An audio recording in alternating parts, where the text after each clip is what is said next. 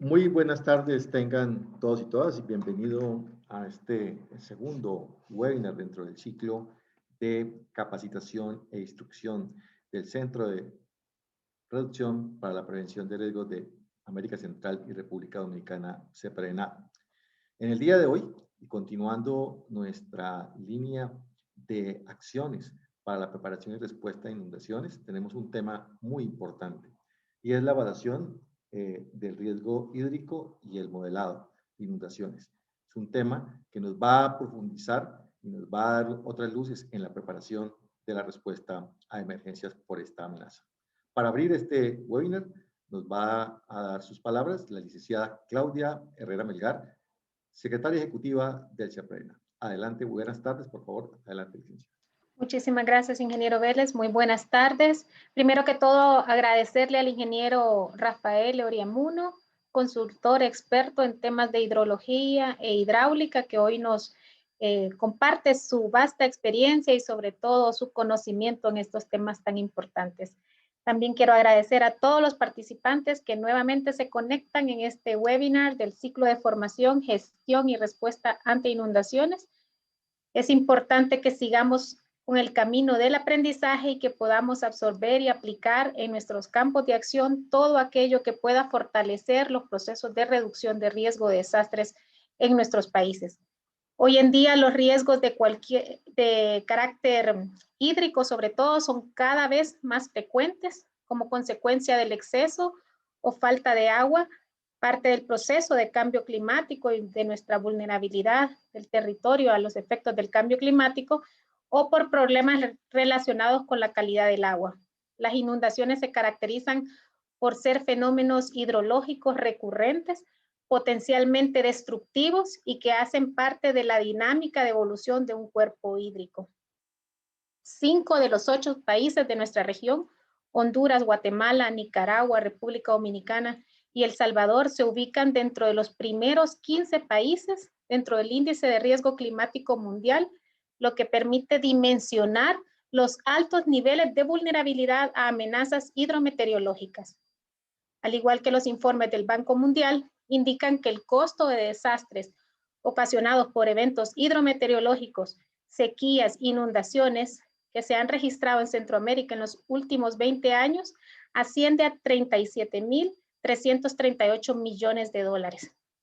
Según la base de datos internacional de desastres, el 69.7% de los desastres ocurridos en Centroamérica han sido originados por eventos hidrometeorológicos. Inundaciones un 55%, tormentas y huracanes 33%, sequías 10%, temperaturas extremas un 2%. El desarrollo de sistemas agrícolas, la urbanización y en general la modificación de las dinámicas propias de los cuerpos hídricos ha conllevado a que las inundaciones representen una problemática de alta importancia, debido a las pérdidas físicas, humanas y económicas ocurridas en eventos como el fenómeno de la Niña. Para determinar con precisión las inundaciones, las instituciones que estamos a cargo de la gestión integral de riesgo y protección civil de los países de la región requerimos que tengamos personal y sobre todo herramientas para modelar el comportamiento de los cuerpos de agua frente a diferentes condiciones hidrológicas. Y a partir de estos, generar mapas de insumos para elaborar esa caracterización de la amenaza, de la vulnerabilidad y de los riesgos por inundaciones. Por lo que este ciclo de formación está enfocado a proveerlos a ustedes participantes de los conocimientos para construir estrategias para mitigarlos, que sean una base de los estudios de las inundaciones y que los ayuden a delimitar las zonas donde puede ocurrir el evento y sobre todo establecer los periodos de ocurrencia y determinar grados de afectación probable de estos elementos expuestos. Desde el Centro de Coordinación para la Prevención de los Desastres en América Central, estamos generando acciones para la comprensión de los riesgos hídricos que enfrentamos y la generación de planes de acción de mitigación que nos permitan desarrollar información complementaria que minimice la incertidumbre en la estimación del riesgo y también en esas áreas donde existen daños asociados con las inundaciones por la ocurrencia de fenómenos meteorológicos extremos, lo que es crucial para la prevención y la reducción de los desastres. Quiero también señalar que ya estamos próximos al inicio de la temporada de huracanes para este 2021, tanto en el Océano Pacífico como en el Océano Atlántico, y que se espera que, bueno, la del Pacífico ya inicia el 15 de mayo y concluye el 30 de noviembre, y la del Atlántico el 1 de junio y termina el 30 de noviembre. Se pronostican 17 tormentas tropicales para la temporada ciclónica del Atlántico, y 8 de estas tormentas se podrían convertir en huracanes y 4 de carácter con muchísima intensidad. Así que se avisora que este 2021 sea una temporada más activa que el promedio, pero con menos intensidad que la del 2020. Por eso es que trasciende y es sumamente relevante e importante este proceso de capacitación y todos los procesos formativos que estamos impulsando a través de nuestro campus virtual y con el apoyo de todas las entidades de gestión integral de riesgo de la región, a quien también aprovecho a saludar y agradecer por dedicarnos su espacio dentro de sus apretadas agendas. Nuevamente, gracias por estar con nosotros en esta jornada y espero que puedan aprovechar al máximo este curso tan importante y sobre todo la experiencia del ingeniero Oriamuno, que nos guiará en este proceso, y nuevamente a su disposición y reiterarles el interés y el compromiso que existe del CEPREDENAC para poder seguir fortaleciendo las capacidades en la reducción de riesgo de desastres en nuestros países. Éxitos y esperamos que sea de mucho provecho. Gracias. Muchas gracias, licenciada Herrera, por sus valiosas palabras. Para este webinar, la dinámica va a ser la siguiente. Tenemos una primera parte de apertura por la licenciada Claudia Herrera, que acaba de terminar sus palabras. La paso a seguir. El ingeniero Oriamuno va a disertar o va a exponer una dinámica sobre evaluación de riesgo hídrico y modelación de inundaciones. Después vamos a hacer una etapa de preguntas y respuestas, y junto con el panel de preguntas y respuestas vamos a lanzar a través del chat un cuestionario para la evaluación de este chat. Independientemente a ello, en nuestra página web van a encontrar ustedes la plataforma virtual o el campus virtual de CEPRENAT, donde se podrán inscribir también con este webinar para la generación de los respectivos certificados, y tendrán que hacer una pequeña evaluación de ahí sobre los temas tratados en el presente webinar. Sin más, en el día de hoy le damos la bienvenida al ingeniero Rafael Oriamuno Vega, costarricense, de formación ingeniero civil de la Universidad de Costa Rica, con una maestría de ingeniería civil con especialidad en hidrología fluvial de la Universidad de New Brunswick, Canadá, experiencia profesional como profesor de la Escuela de Ingeniería de Costa Rica, director de la Escuela de Ingeniería Civil de la Universidad de Costa Rica y miembro de la Red Centroamericana de Instituciones de Ingeniería REDICA. Ha realizado cursos de mecánica de fluidos, hidráulica de recursos hidráulicos, recursos y cursos en maestría como seminarios de planificación, cursos hídricos de desarrollo y demás. Las principales líneas de investigación del licenciado han sido la modelación hidrológica, los cambios de la respuesta hidrológica y la estimación de productos y transporte de sedimentos en una cuenca. Sin más, le damos el paso y le damos la bienvenida al ingeniero Rafael Oriamuno para que continúe. Muchas gracias y bienvenido, ingeniero. Muchas gracias, amigos. Es un gusto y realmente un honor compartir con ustedes esta presentación acerca del modelado de inundaciones y la evaluación del riesgo hídrico. Y ahí está la presentación, la pueden ver, sí. Sí, estamos viendo la presentación, correcto. Vale, perfecto. Entonces, para dar inicio a esta presentación, quisiera tal vez hacer algunos comentarios sobre el término de amenazas hidrometeorológicas. Este término lo utilizamos frecuentemente para referirnos a crecientes extraordinarias y sobre todo aquellas que afectan la infraestructura de servicios básicos de un país, tales como sistemas de comunicación, viviendas, carreteras, puentes, hospitales, escuelas y cualquier otra infraestructura que en algún momento y por condiciones del comportamiento fluvial y del comportamiento de los eventos extremos climáticos se vean afectados de una u otra forma. Hay que tener presente que las amenazas hidrometeorológicas contemplan olas de calor, olas de frío, sequías, inundaciones, vientos huracanados. Es decir, el espectro de las amenazas hidrometeorológicas es muy amplio.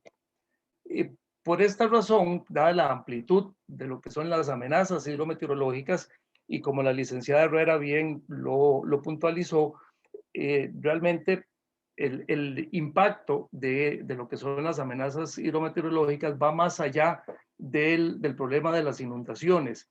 Sin embargo, por la importancia que tienen las inundaciones en nuestros países, en esta presentación nos vamos a circunscribir a las amenazas y a la vulnerabilidad a que está sujeta la infraestructura de servicios básicos debido a los patrones de escurrimiento que generan las inundaciones.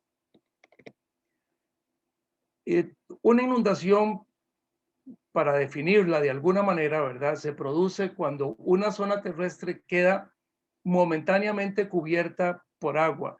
Y quiero hacer énfasis en esta parte de momentáneamente, ¿verdad?, porque hay algunas zonas como humedales o yolillales que usualmente están cubiertos por agua y que algunas veces drenamos, pero que siempre se ven sujetos al movimiento y al almacenamiento del agua en estos sitios.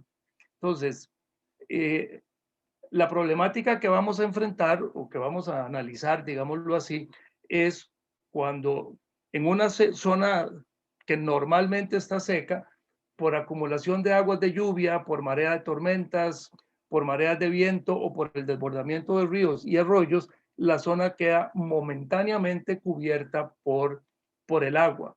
Posteriormente, esta agua va a drenar hacia los cauces de los ríos, se va a infiltrar o se va a evaporar y pues vamos a volver a tener el terreno seco, solo que pues con el impacto que haya tenido la inundación sobre la infraestructura que tengamos en dicha zona, ¿ya? Ahora, las inundaciones pueden presentarse en zonas urbanas y aquí usualmente las llamamos inundaciones urbanas y estas pueden presentarse por problemas en el alcantarillado pluvial, ya sea por insuficiencia del alcantarillado pluvial o también porque los alcantarillados pluviales usualmente son estructuras bastante antiguas y los niveles de los desfogues hacia los cuerpos receptores actualmente están muy por debajo de los niveles de crecientes. Y entonces a veces se presenta la situación de que se da una creciente en el cauce del cuerpo receptor, se supera el nivel del desfogue y entonces el agua, en lugar de salir, se introduce desde el cuerpo receptor hacia el alcantarillado pluvial y genera problemas de desbordamiento, por lo que se conoce como flujo reversible. También pues tenemos el problema en las ciudades de que los ríos igualmente pueden desbordarse e inundar las zonas urbanas. Y el otro fenómeno de las inundaciones es que se produce en las zonas planas de las partes bajas de las cuencas, en lo que se conoce como las planicies de inundación, usualmente fuera de las áreas urbanas, pero afectando actividades de cultivo o actividades agrícolas, digamos, en términos de cultivos, ganadería u otras actividades económicas como recreación, turismo, entre otras actividades que se desarrollan en estas zonas de planicie. En esta presentación, la amenaza que vamos a analizar corresponde al volumen de precipitación que genera escorrentía suficiente para provocar que el nivel de las aguas en los cauces de los ríos y en los arroyos supere el nivel de los bancos y entonces esto genere una inundación. Lo vamos a enfocar a la parte de precipitación porque usualmente y cuando analizamos las inundaciones solicitamos o queremos tener la creciente con 50 años o con 100 o con 25 años de periodo de retorno.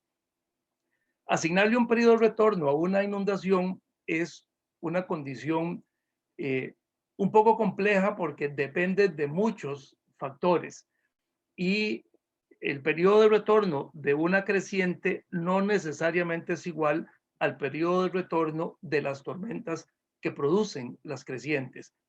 Es decir, el volumen de escorrentía depende del uso de la tierra, depende de la condición antecedente de humedad, depende de los tipos de suelos presentes en la zona, y esto hace que esas condiciones sean muy variables. Entonces, una misma tormenta, digamos, una tormenta extraordinaria a la que le podemos asignar un periodo de retorno de 50 años, puede producir diferentes respuestas hidrológicas en una cuenca en virtud precisamente de esos factores o parámetros que dominan el proceso o definen el patrón de la escorrentía. Entonces, vamos a hablar de eventos extremos de precipitación.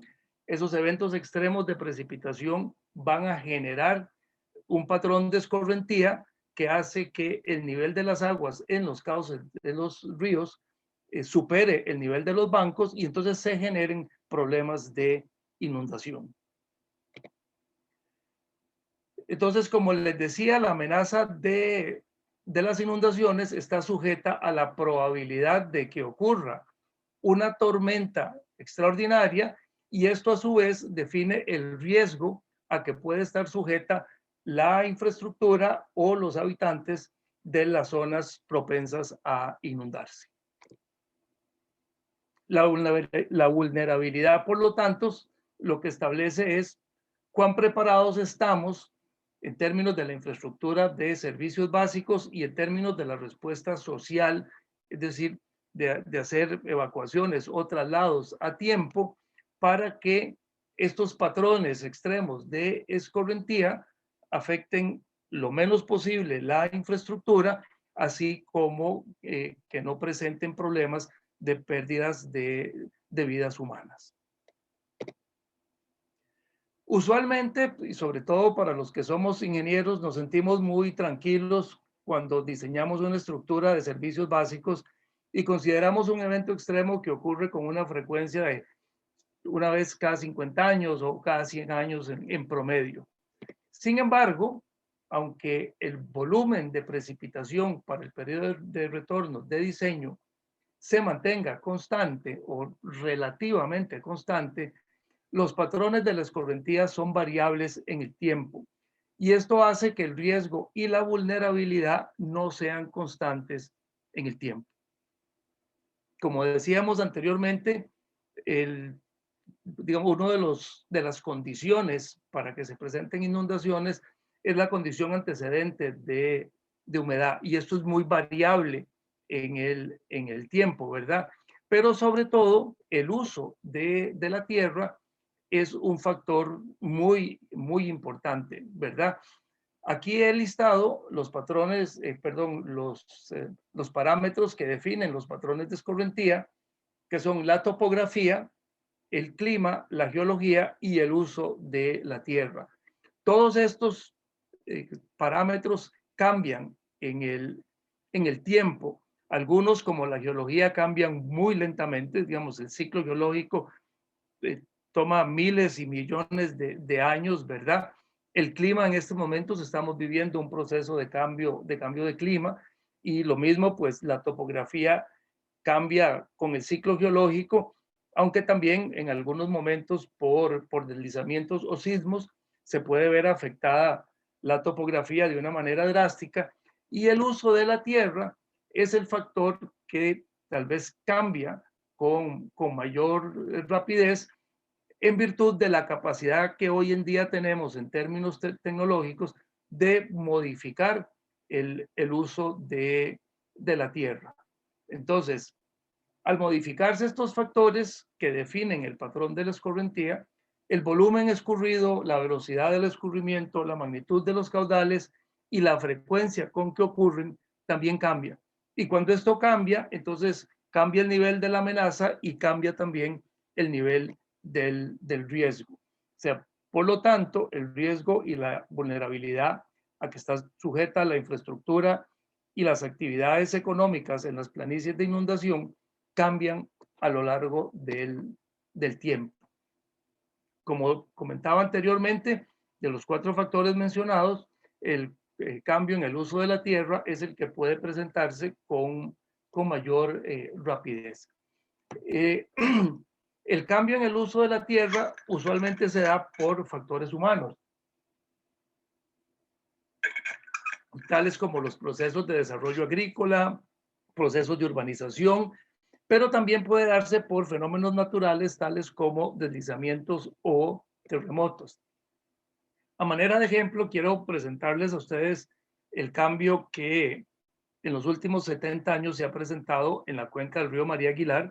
Este es un río, digamos, importante en la zona urbana del Valle Central en Costa Rica. Y aquí les presento, digamos, esta imagen que está a la izquierda, es el recorte sobre la fotografía aérea en 1945, que para facilidad de interpretación le he cambiado los colores, y estos que se ven aquí en rojo, pues es la mancha urbana de lo que era San José en 1945. Si nos pasamos a 1977, podemos ver cómo la mancha urbana prácticamente invadió toda la parte media baja de esta cuenca, y ya se dan algunos puntos de urbanización en las partes más altas. Y para el 2013, prácticamente el 60-70% de esta cuenca está completamente impermeabilizado. Ustedes podrán deducir fácilmente que la respuesta hidrológica que tenía esta cuenca en los años 40 es muy diferente a la que hoy en día presenta la cuenca del río María Aguilar. Y algunos de los desfogues pluviales de las urbanizaciones que existían en los años 40 y 50, hoy en día con cualquier creciente del río María Aguilar se ven superadas, y entonces se da flujo reversible, y hay algunos problemas en diferentes partes de las zonas más planas de este curso de agua, que se ven afectadas también por desbordamientos que en los años 40, 50 y tal vez hasta los 60 no se presentaban. Básicamente el fenómeno se da porque cuando tenemos una cuenca, llamémosla en su estado natural, en el sentido de que no ha sido urbanizada o no ha sido desarrollada mayores actividades económicas en ella, tenemos vegetación que genera intercepción de la precipitación que llega al suelo se infiltra, con lo cual recarga también los acuíferos, y al no tener restringido el cauce, pues entonces los niveles de crecientes no se elevan demasiado sobre los niveles de banco. Cuando hacemos un desarrollo particularmente urbano, ¿verdad?, que es tal vez el cambio más drástico que se pueda presentar, sencillamente perdemos el proceso de la intercepción porque cubrimos la zona con techos, con calles, con pavimentos, asfaltos, que son mayoritariamente impermeables. Por lo tanto, perdemos el proceso de la infiltración, tenemos una recarga mínima a los acuíferos, y como nos acercamos lo más que podamos al cauce de los ríos, pues los cuerpos receptores se ven restringidos y la única posibilidad que tienen cuando llega el agua de las zonas urbanas es levantar el tirante e inundar o afectar zonas en mayor medida que si este cauce no tuviera ninguna restricción. Adicionalmente, hay un proceso que también genera contaminación, que es el lavado de contaminantes que se produce en las zonas urbanas y que eventualmente también llega a los cauces de los ríos.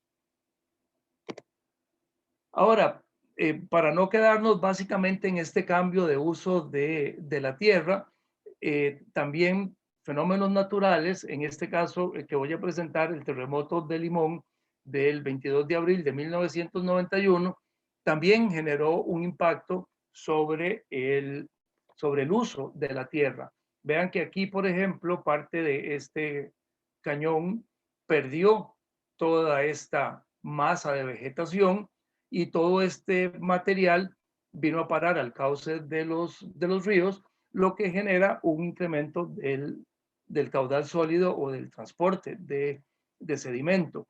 Y pues siguiendo aguas arriba en la cuenca, hay una gran cantidad de pequeñas manchas o de deslizamientos que hacen que se pierda la masa boscosa y que la precipitación impacte directamente sobre estas zonas desnudas que se ven acá,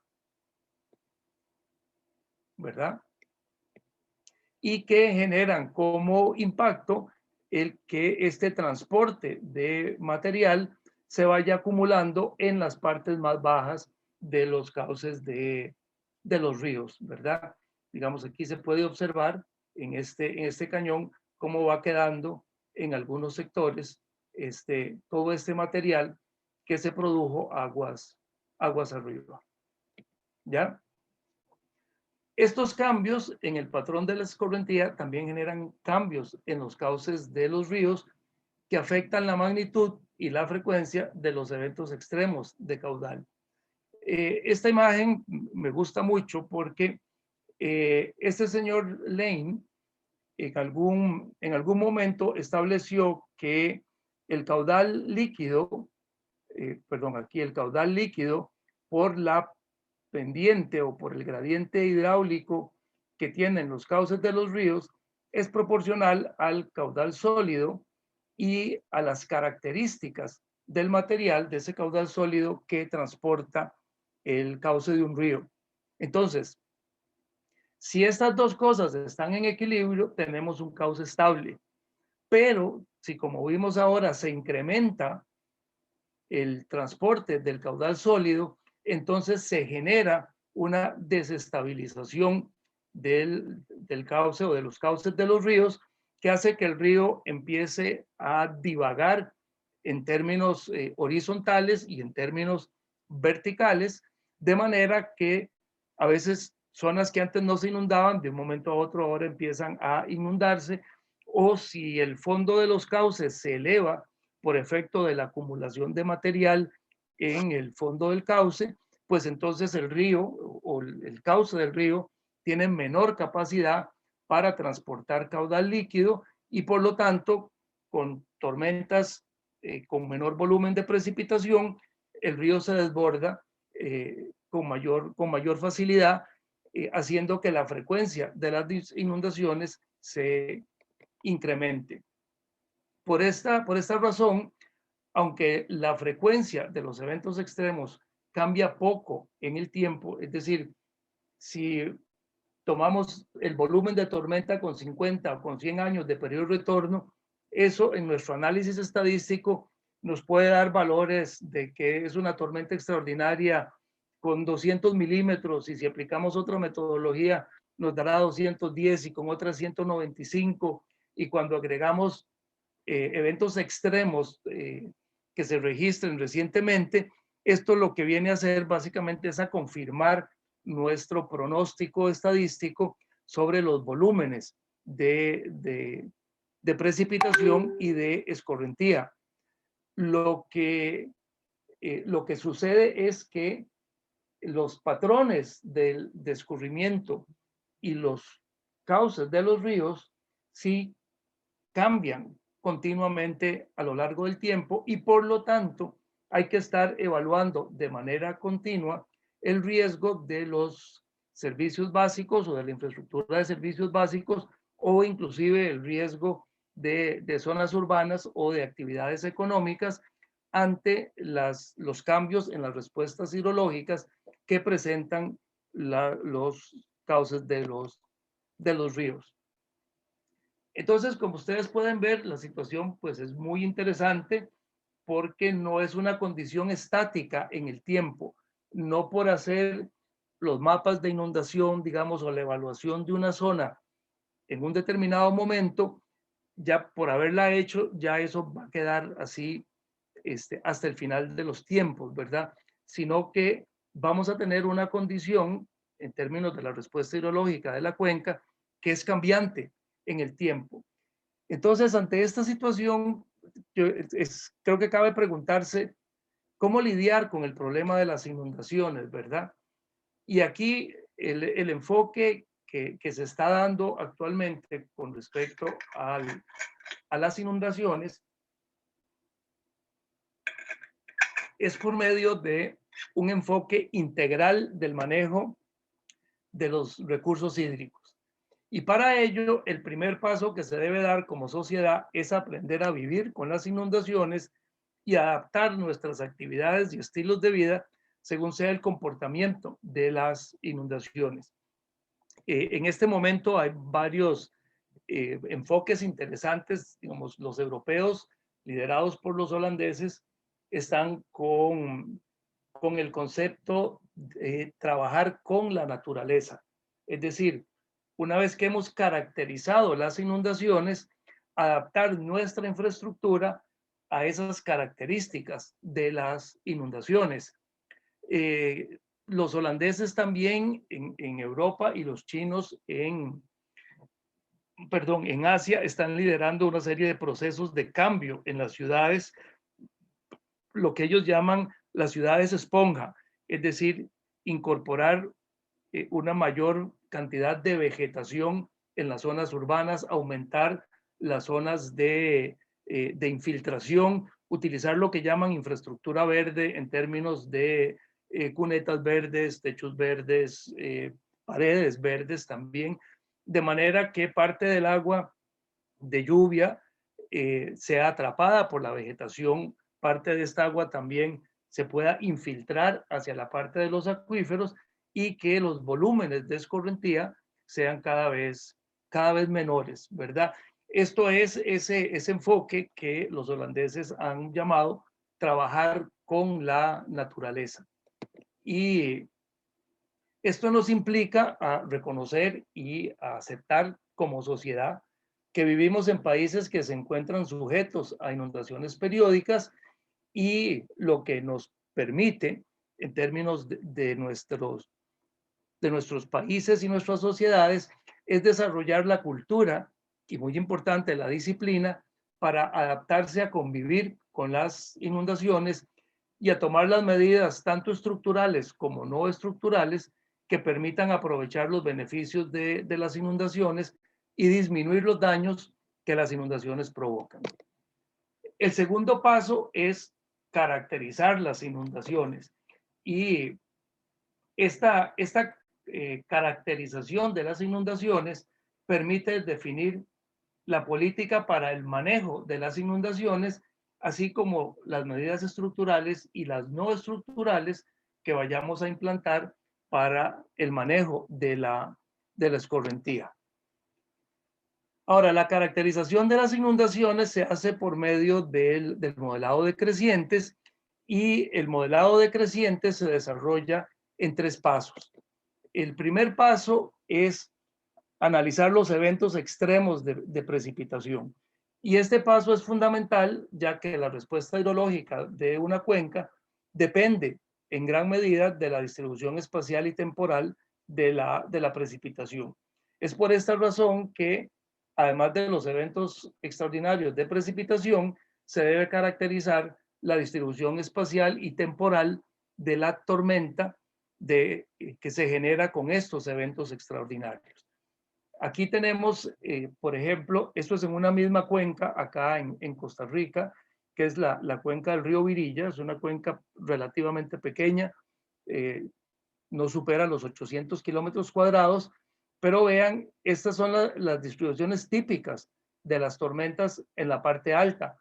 Son tormentas que duran aproximadamente 6 horas y que la intensidad máxima de la tormenta no supera el 12% del volumen total precipitado. Ahora, en la parte media de esta cuenca, tenemos que las tormentas escasamente duran 1 hora, es más, poco menos de 1 hora, pero vean que la intensidad máxima supera el 40% en estos intervalos de 10 minutos en que está dividida la tormenta. Por lo tanto, la respuesta hidrológica de la cuenca ante un evento que tenga estas características, que son más características orográficas, o estas características, que son más características convectivas, va a ser muy diferente. Por lo tanto, cuando caracterizamos las tormentas, no solo es importante obtener los máximos volúmenes de precipitación de cada evento de lluvia, sino también la forma como este evento se distribuyó en el tiempo. El segundo paso para la caracterización de las crecientes es generar los hidrogramas de la creciente. Los hidrogramas son muy importantes porque permiten caracterizar la respuesta hidrológica completa de la cuenca. Cuando tomamos solo el caudal máximo instantáneo, eso es como un reflejo o como una fotografía y no necesariamente refleja la condición que se va a presentar sobre las áreas propensas a inundación. Entonces, por esto es que es muy importante definir los hidrogramas de crecientes en términos de la respuesta completa de la cuenca.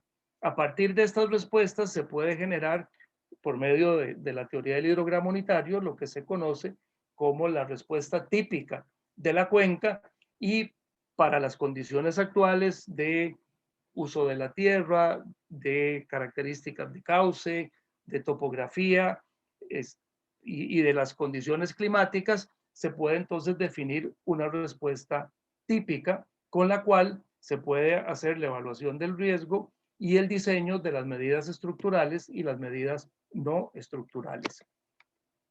Y por último, pues una vez caracterizada la respuesta hidrológica de la cuenca, se debe hacer el modelado hidráulico de las crecientes.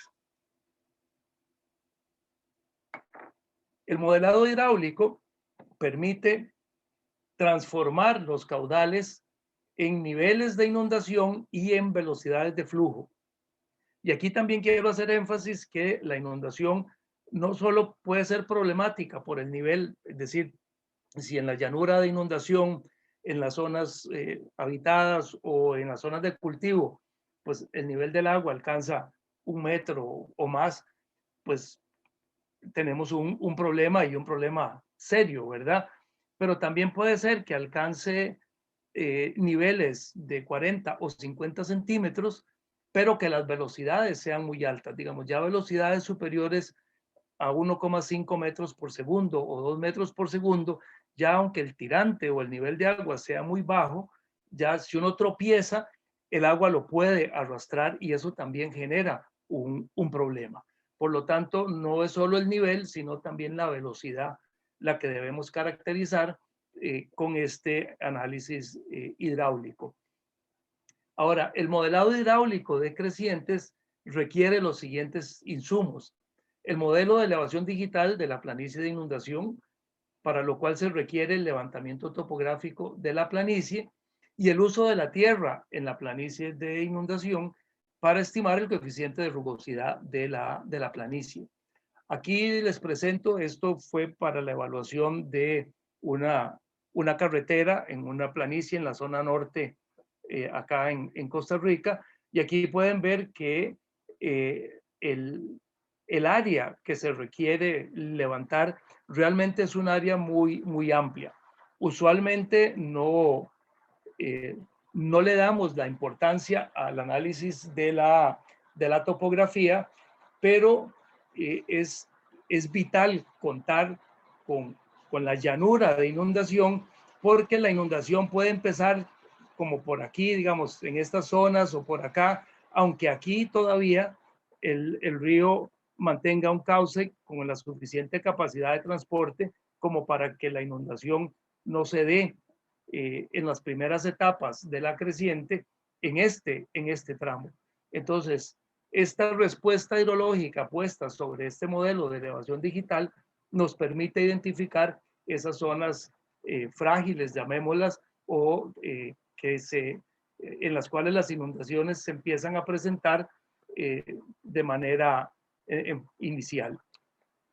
Aquí tienen la mancha de inundación correspondiente a esa inundación. Aquí está la carretera y esta es la zona que se inunda para un periodo de retorno de 100 años. Y como les decía, esta es también la distribución de las velocidades que se dan no solo a lo largo del cauce, sino también en la planicie una vez que el agua se ha desbordado. Ahora, ¿qué sucede cuando no se caracterizan las inundaciones? Bueno, que se toman decisiones y se hacen inversiones que no son congruentes con el patrón de la escorrentía, y la infraestructura para el manejo de la escorrentía y la atención de la emergencia, pues termina fallando y poniendo en riesgo tanto la infraestructura de servicios básicos como la vida de las personas.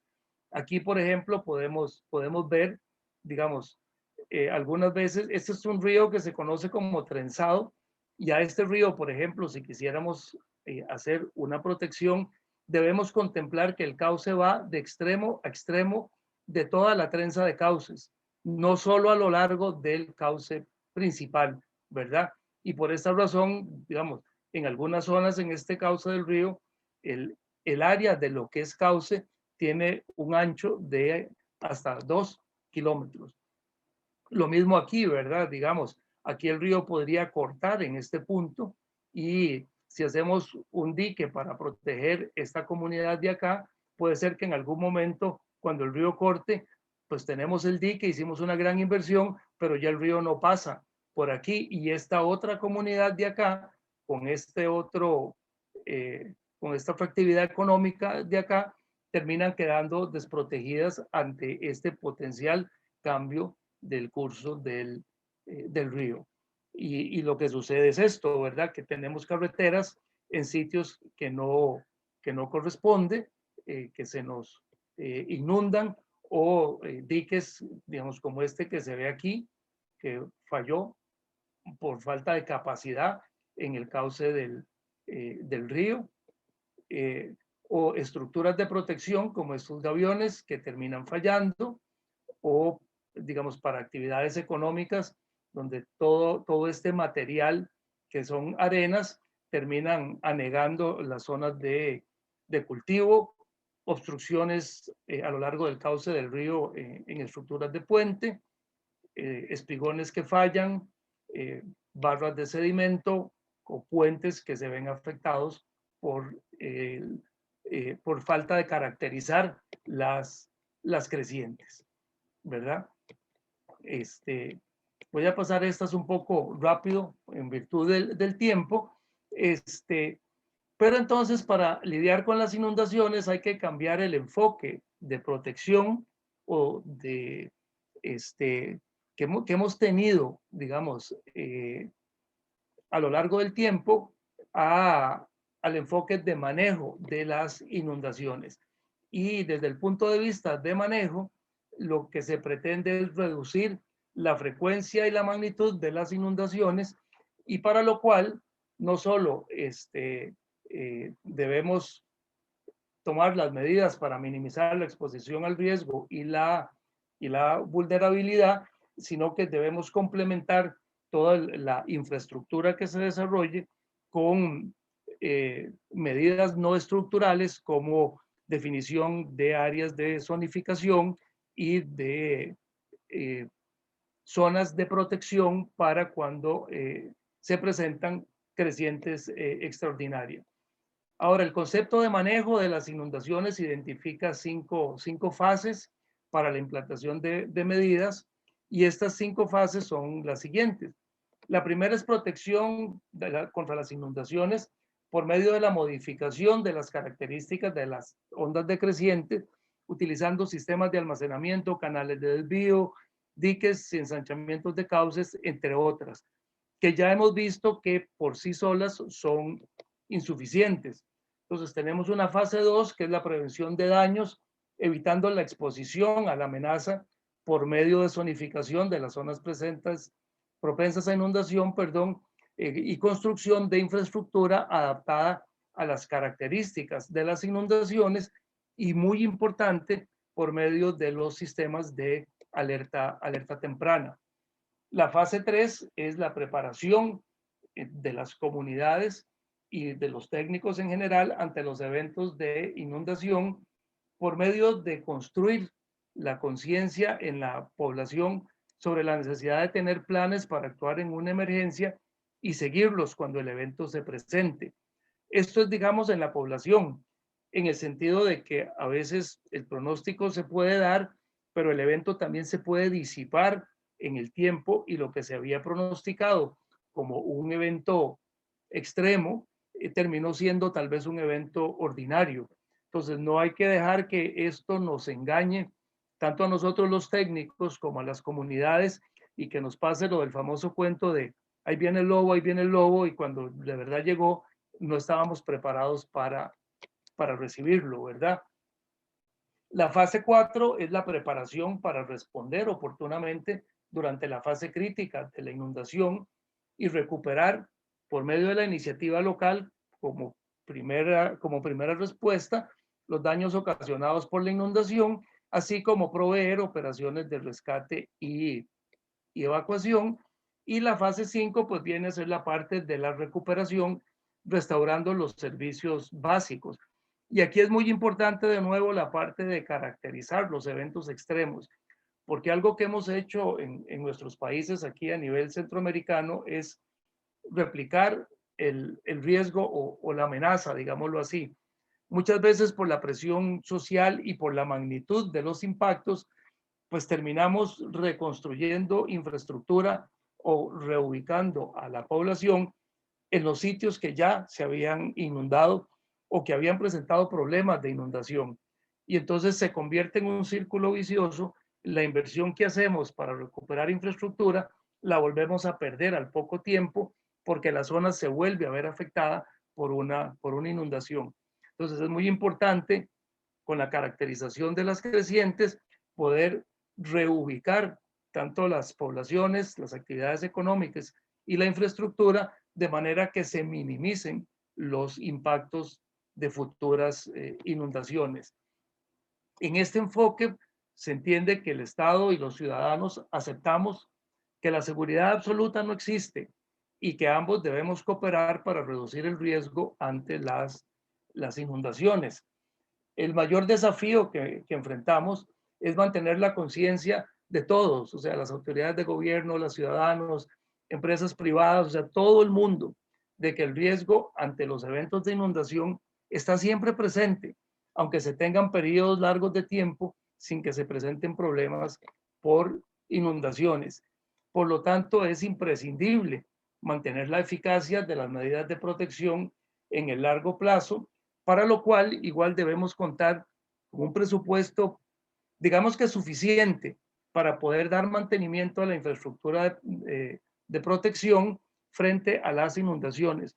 Como vimos en alguna de las fotografías anteriores, a veces en los bastiones y en las pilas de los puentes se acumulan sedimentos, basuras, pero no hay ninguna institución que llegue a limpiar ese sedimento, y eso se va acumulando ahí, y eventualmente cuando se presenta una creciente y necesitamos la sección completa de flujo, esta se ve obstruida, y en lugar de limpiarse con el caudal, lo que hace es atrapar más de los materiales que arrastra la corriente. Entonces, es muy importante mantener las estructuras como si la inundación fuera a ocurrir hoy. Adicionalmente, pues debemos considerar un presupuesto operativo para cubrir el impacto de un desastre debido a problemas de inundación, porque si las medidas que tomemos no son adecuadas, son insuficientes, no están acordes con las características que tienen los cauces de los ríos, pues podemos llegar a tener pérdidas sociales y económicas cuantiosas que hagan imposible la recuperación de una zona. Es decir, si teníamos un puente que no pudimos recuperar o que lo vamos a recuperar 5 años después, al final de cuentas, ante la pérdida de esa infraestructura, también tenemos pérdida de productividad y esto hace que los países entremos en un ciclo de pobreza que lejos de disminuir con el tiempo, más bien se incrementa. Para finalizar, quiero enfatizar que la evaluación del riesgo y el modelado de las inundaciones deben realizarse de manera periódica. O sea, como vimos, la respuesta hidrológica de una cuenca cambia a lo largo del tiempo y puede ser que las medidas que tomamos hace 20 años hoy en día sean insuficientes o inclusive algunas otras zonas puedan verse afectadas por esos cambios que se producen en el uso de la tierra o en el comportamiento de los cauces. Y por eso es necesario modelar y evaluar periódicamente los impactos de las crecientes y las características que presentan las inundaciones. Y yo con esto termino y quedo a su disposición para preguntas o para ampliar o aclarar alguno de los puntos comentados en esta presentación. Muchas gracias. Muchísimas gracias, licenciado Rafael. A continuación, entonces, el licenciado Patricio Fuentes, de Chile, nos va a dirigir el siguiente panel de preguntas y respuestas. Adelante, licenciado. Muchas gracias, Eduardo. Rafael, muchas gracias por la presentación, realmente muy buena para los que no estamos tan cercanos a la parte académica de los temas referentes a inundaciones. Créanme que ha sido una muy buena presentación y creo que muchos de nuestros casi 200 participantes el día de hoy deben estar pensando lo mismo. Abrimos para todos los participantes la sesión de preguntas para don Rafael. En la sección que está abierta en Zoom, abajo donde está al lado del icono de chat, hay una Q y una A de Question and Answer, así que todos los que quieran hacer preguntas acerca de la presentación de don Rafael, dejamos abierta la sesión de preguntas.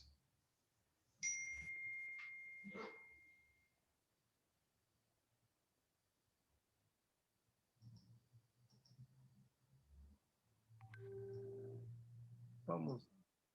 Estamos esperando a ver si van a salir algunas preguntas. Gracias, Patricio. En el área del chat han indicado algunas consultas. Ajá, si las puedes abordar, por favor. Gracias. Vamos a ver. Vamos a ver.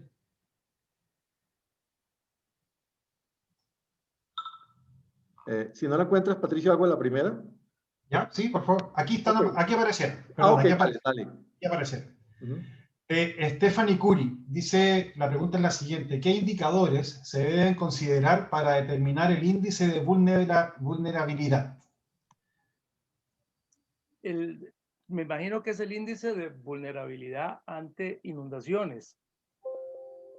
Para ello, el mejor indicador es el mapa de inundaciones, pero referido a la probabilidad de que una zona se vea inundada. Es decir, obtener la respuesta hidrológica del río para tormentas con 2 años, con 5 años, con 10, con 25, con 50 o con 100 años de periodo de retorno, y con estas crecientes construir los mapas de inundación diciendo, por ejemplo, bueno, si la creciente es la respuesta a la tormenta con 2 años de periodo de retorno, entonces esta es la franja que se inunda. Pero si más bien la tormenta es con 5 años de periodo de retorno, entonces la franja se aumenta a este ancho, o la de 25, o la de 50 y la de 100. porque entonces esto permite definir cuáles son las zonas que se inundan, y el índice ahí viene a ser la frecuencia de la inundación. En países como Canadá, por ejemplo, si la memoria no me falla, creo que hasta con 10 años de periodo de retorno, por ejemplo, esa franja, el terreno no se lo aseguran, no, los bancos no le prestan para construir ahí, porque ellos consideran que la frecuencia de inundaciones de promedio una vez cada 10 años es demasiado alta en términos del riesgo de cualquier actividad que se desarrolle ahí. Entonces, el mejor indicador realmente es el mapa de zonas inundables, pero como le digo, basado en la frecuencia con la cual se presenta la inundación. Ok, muchas gracias, don Rafael. Una pregunta de Ángel, dice, desde su punto de vista, ¿cuáles deberían ser las recomendaciones para las empresas constructoras para que no hagan uso de las cuencas de ríos? A ver, es una pregunta muy interesante porque, digamos, aquí es donde entra ese concepto del todos, ¿verdad? Cualquier cosa que hagamos en una cuenca, no importa dónde estemos, afectamos tanto hacia aguas abajo como hacia aguas arriba. Y entonces esto puede generar un conflicto de que yo estoy en un sitio que no está sujeto a inundaciones y puedo hacer aquí lo que yo quiera sin preocuparme por los que están aguas abajo.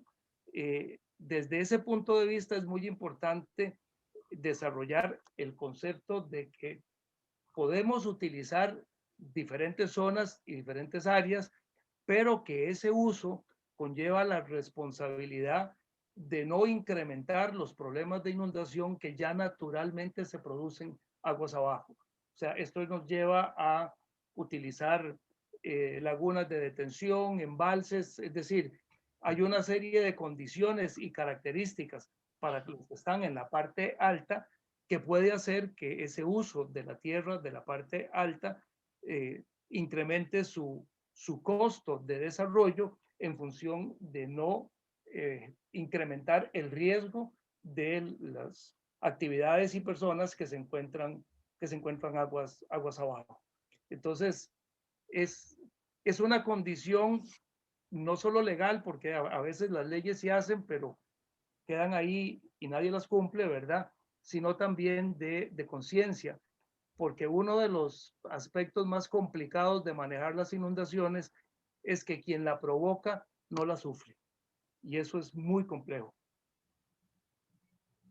Ok, muchas gracias, don Rafael. De Juan Carlos Mendoza, dice así, ¿cuál es la longitud recomendable a levantar aguas arriba y aguas abajo de la estructura para poder correr el modelo con eficiencia? Perdone, no le escuché lo último, es que aquí está cayendo un aguacero y tengo Me tormenta. imagino. De Juan Carlos Mendoza dice, ¿cuál es la longitud recomendable a levantar aguas arriba y aguas abajo de la estructura para poder correr el modelo con eficiencia? A ver, aquí hay dos condiciones, digamos. Si es una evaluación puntual, es importante conocer desde dónde llega la inundación, ¿verdad? Porque a veces, por ejemplo, en la protección de comunidades, yo he visto que sobre todo la comunidad presiona para que se le haga un dique frente al cauce del río para evitar que el río se desborde, pero el río ya viene desbordado desde aguas arriba. Entonces es muy importante identificar desde a dónde se desborda, porque es desde ahí, desde donde se presenta el riesgo de la inundación. Ahora, es posible que tengamos pequeñas planicies en las cuales tengamos infraestructura, digamos, de carretera, de desfogues pluviales o qué sé yo, diferentes estructuras.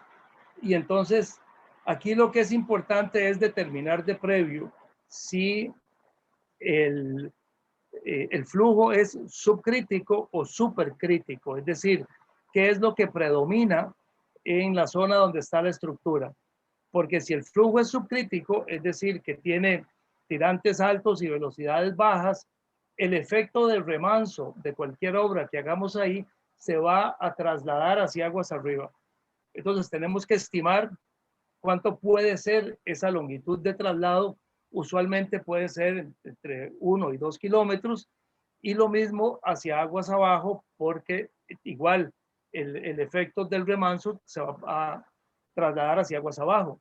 Si el flujo es súper crítico, que es de altas velocidades y tirantes pequeños, entonces el impacto solo se traslada hacia aguas abajo y la distancia hacia aguas arriba puede ser menor, unos 250, 300 o tal vez hasta 400 metros, solo para garantizar que no se produzca un salto hidráulico que ponga en riesgo la integridad de la estructura. Ok, muchas gracias, Rafael. Otra pregunta de Joel Reyes dice, ¿algún punto importante que debamos saber antes de hacer una evaluación de riesgo hídrico? Bueno, sí. Digamos, tenemos mucha información histórica de crecientes. Lo que pasa es que algunas veces, y sobre todo los técnicos, y esta es una crítica que yo, a ver, no sé cómo conjugar esta condición, pero que yo hago a nosotros, sobre todo los ingenieros, y es el hecho de que porque no lo vemos en un programa o no lo vemos numéricamente, la información que está en registros históricos de periódicos, de fotografías, o incluso el relato de las personas en las zonas que se inundan, no le damos el valor y la importancia que tienen.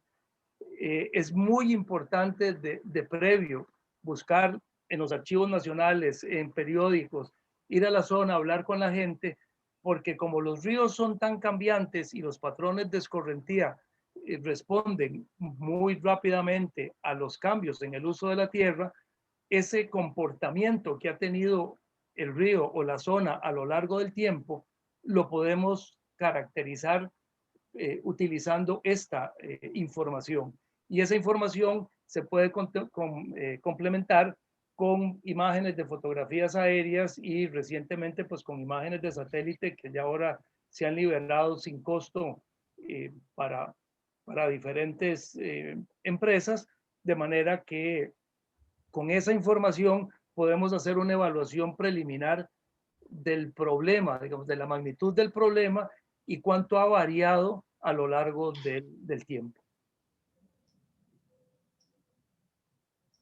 Perfecto, muchas gracias. Otra pregunta de Jessica Aguilar dice, ¿qué hacer con los ríos que están ubicados en el centro de la ciudad, en este caso de su capital, y que se desbordan cada vez que hay fuertes lluvias? Bueno, este es un problema que más hidráulico es social, porque en virtud de urbanizar, lo que hicimos fue que llegamos prácticamente hasta las márgenes de los ríos, y hoy en día, ya sea porque es un desarrollo habitacional espontáneo o es un desarrollo habitacional planificado y que utilizó hasta las márgenes de los ríos, prácticamente no es posible nada más llegar y decir hay que darle campo al río y entonces voy a destruir todo esto. O sea, eso generaría un problema social de magnitudes impresionantes. En estos casos, lo ideal es tomar la experiencia que tiene los chinos y los holandeses principalmente, de tratar de hacer más permeables las áreas urbanas, es decir, hacer que a estas zonas que se están inundando llegue menos escorrentía por medio de reproducir en las áreas urbanas hacia aguas arriba procesos de intercepción por medio de la revegetación urbana, sustituir cunetas de concreto por cunetas verdes, que los pozos de los sistemas pluviales, en lugar de tener un fondo de concreto, quitarles el fondo y más bien llenarlos con grava para que parte del agua que llega a estos pozos se infiltre, porque si lo vemos, por ejemplo, en términos del coeficiente de escorrentía, que es la relación entre lo que escurre y lo que llueve, cuando hablamos de zonas agrícolas o de zonas boscosas, el coeficiente de escorrentía decimos que es de alrededor de un 30%. Es decir, que solo el 30% del volumen total de la lluvia escurre superficialmente. Esto quiere decir que la eficiencia de atrape de la vegetación, los procesos de infiltración, de almacenamiento en los suelos, son muy eficaces. Entonces, si podemos sustituir algunas partes de estas zonas urbanas con este tipo de infraestructura verde, eso nos va a ayudar a disminuir esta carga de inundaciones en estas zonas urbanas, ¿verdad? Más allá de eso, es complicado, como le digo, por el problema social que se presenta, porque ya son desarrollos establecidos en ciertas zonas y en términos políticos, ni la municipalidad ni el gobierno central quieren comprarse un pleito de esa magnitud. Entonces hay que atacarlo de manera distinta. Ok, muchas gracias, don Rafael. Vamos con la última pregunta. Sin embargo, señalarles de que todas sus preguntas van a haber una respuesta por parte de don Rafael, quien amablemente la va a realizar, pero por temas de tiempo claramente debemos ya ir finalizando. Pero vamos con la última pregunta por parte de Andy Esteves, que consulta qué sistemas de alerta temprana ante inundaciones se pueden utilizar. En nuestros países, digamos que la parte del sistema de alerta temprano, más que hidrológica, es meteorológica. Digamos, los tiempos de respuesta de nuestras cuencas son muy cortos, o sea, son del orden de horas, 4 horas, 6 horas, y tal vez en las cuencas más grandes podemos llegar a 12 o a 20 horas, que ahí tal vez sí podrían funcionar sistemas hidrológicos, pero si al momento que se desata la precipitación, en ese momento nosotros empezamos a darle seguimiento al fenómeno y luego nos damos cuenta de que sí, que es un fenómeno que va a producir una información, el tiempo de respuesta que le damos a la población es de 2 horas o 3 horas. Y es un tiempo de respuesta demasiado corto, porque si a mí en este momento me llegara un mensaje de que la zona donde vivo puede llegar a tener un problema de inundación en 2 horas, en este momento lo primero que pensaría es, ¿dónde está mi esposa, mis hijos, qué están haciendo? Tengo que ir por ellos, y realmente me como el tiempo para prepararme para la inundación en buscar a mi familia. Entonces, el sistema de alerta temprana tiene que funcionar con tiempos más largos, y para ello los meteorólogos deben brindarnos la facilidad que ahora ya todos los institutos meteorológicos tienen de pronósticos en 24 horas.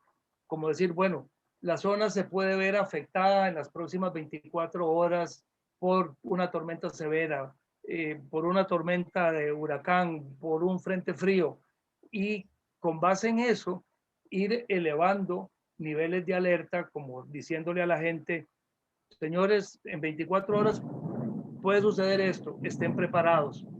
Si el evento se intensifica o se ratifica que efectivamente el evento puede llegar a generar una inundación, al cabo de 12 horas se puede decir, sí, mire, las probabilidades de la inundación pasaron de un 50% a un 80%. Y entonces la gente puede irse preparando de manera que al momento en que le digan, usted tiene que movilizarse a un refugio, ya tiene preparada a su familia, las cosas que se quiere llevar o que necesita llevarse al refugio, la protección de la casa, todo ya está listo, y nada más la gente pues cierra la puerta y se va para el refugio. Pero los sistemas de alerta temprana en nuestros países van de la mano, digamos, son dos caras de la misma moneda, la parte meteorológica y la parte hidrológica.